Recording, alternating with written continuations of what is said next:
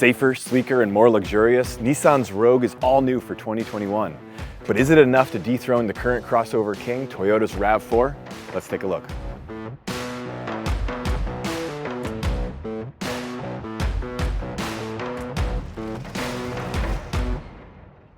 What's up, folks? I'm Dave Underkoffler, editor of Autolist.com, and today we're testing the most popular vehicle Nissan makes. It's the Rogue crossover. It's all new for 2021, and it's fighting in the most competitive segment in the industry, the compact crossover.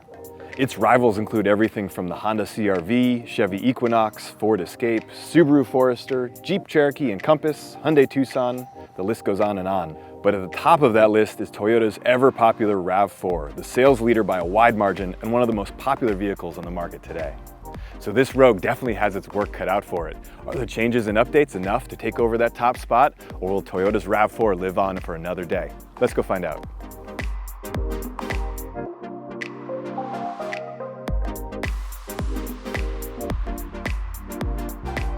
Now, one quick look at the Rogue and it's clear Nissan didn't want it to look like anything else in the segment, or the industry for that matter.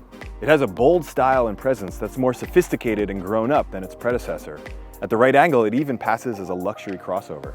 Up front, you've got what Nissan calls the V-Motion grille, and it's flanked on either side by daytime running lights and the headlights down here.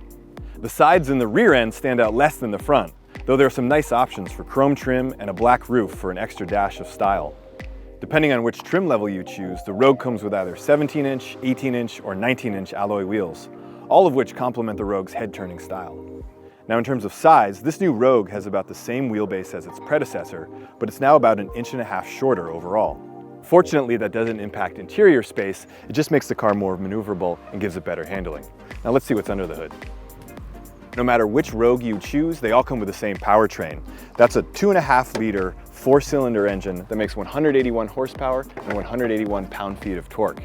It comes standard with a CVT automatic gearbox and front-wheel drive. All-wheel drive is a $1,400 option on every trim level. As for fuel economy itself, this front-wheel drive model is rated by the EPA at 26 city, 34 highway, 29 combined.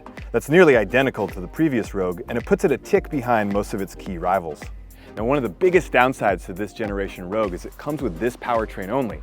If you're looking for a hybrid or a plug-in hybrid, no dice. That lack of engine options puts it at a distinct disadvantage when compared to most of its key rivals, including Toyota's RAV4 Hybrid and RAV4 Prime, Honda's CR-V, and Ford's Escape. Now, I know you may have seen videos and photos of the fully loaded Rogue Platinum Edition with its quilted leather, a fully digital dashboard, a 9-inch touchscreen display, wireless CarPlay, wireless phone charging, a heads-up display, and a Bose stereo system. Now, that stuff is all well and good, but keep in mind you have to spend almost $38,000 to get it on the Rogue Platinum. The model we're in today is the more common SV model, and it starts at about $28,500, and for that money you get a lot of really important stuff. There's a power driver's seat, a Wi-Fi hotspot, an 8-inch color touchscreen infotainment system with Apple CarPlay and Android Auto, and a 360-degree parking camera. All Rogues also have this. It's an electronic shifter that functions much like a normal shifter, but it also saves quite a bit of space for storage down here. We like that it saves space, much like other electronic shifters, but does so without resorting to weird rotary knobs or even buttons on the dashboard. And it kind of gives the car a luxury feel. The rest of the interior on this SV model we're testing has some nice touches. Visibility is good, the seats are comfortable and have good bolstering and nice material on the outside here. The dash panels and the door panels are soft touch, and the infotainment system also has physical buttons. Now hop in the back seats and you'll find more than enough space for people like me who are over 6 feet tall. Overall, interior space is down a little bit versus the previous Rogue, but you wouldn't know it to sit inside.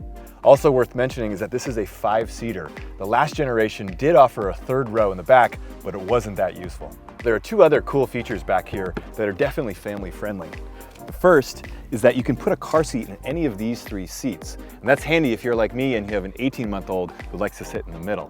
Another nice feature is that these rear doors open at 90 degrees, giving you plenty of access to get to the kids here and to put in car seats without breaking your back. Just make sure that when the little kids open the door, they don't slam it against the car parked next to you. Turning to the cargo area, Nissan says this new Rogue has 74 cubic feet of space in the back. That's a bump of about 4 cubic feet over the previous generation Rogue. 74 cubic feet beats rivals like the RAV4 and Ford Escape, but lags just behind Honda's CR-V. Another thing that we like about this Rogue is that the seats fold flat, as in completely flat, unlike kind of flat, which some of the rivals do. Higher end trims of the Rogue also have a lever right here that you can pull to more easily fold those seats. And those higher end SL and Platinum models also have a divide and hide cargo management system. Hey, nice shirt.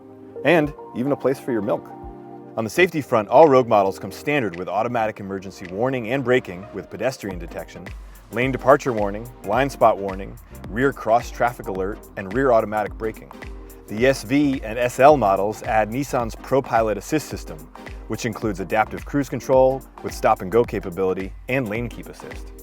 The high-end Platinum version goes one step further by adding what Nissan calls NaviLink to the ProPilot Assist system. This is a new feature from the automaker that uses the navigation system to automatically detect upcoming off-ramps, curves in the road, busy intersections, and changes in the speed limit. When the Rogue approaches any of those situations with the adaptive cruise control engaged, it will then adjust its speed accordingly. That's a pretty cool upgrade, but remember, Nissan only puts it on the top-end Platinum trim. Now, if you own the previous generation Rogue, you'll be happy to know that this one has quite a bit better acceleration, even though it only has a little bit more horsepower. So we've been testing this Rogue for a few days now, and while the powertrain isn't anything to write home about, it's also not that bad either. It has just enough power to keep buyers satisfied, and the engine and the transmission work well together, and they largely stay out of the way. This new Rogue also handles better than before. No one buys a crossover like this because it handles like a sports car, but for what it is, and with a new frame and suspension, it really feels solid and composed in everyday driving. The steering is said to be improved as well, and overall this new Rogue has a nice refined quality to it that really sort of belie its everyman roots. That said, if you're looking for a crossover that truly handles as well as it's practical, the Rogue isn't the best choice. That crown still belongs to Mazda CX-5.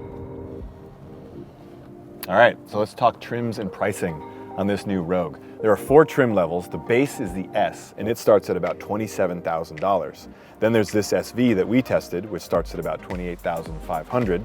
Then the SL, which starts at about $33,000. And finally, the loaded Platinum we showed you earlier, which starts at $36,500. Keep in mind, all of these prices include destination and are for the front-wheel drive models. Adding all-wheel drive is another $1,400. So where's the sweet spot in the Rogue lineup? Well, for us, it would be the SV that we tested, and then we'd add to it the SV Premium package. For about $31,000 for the front-wheel drive version, you get all the goodies you would want with none of the fluff that inflates the price. Highlights include leatherette seats that are heated up front, a power liftgate, a moonroof, heated steering wheel, second-row sunshades, all the infotainment features you actually need, plus a nice suite of active safety tech. That's a great value, and it's very competitive against all of its strong rivals in the segment.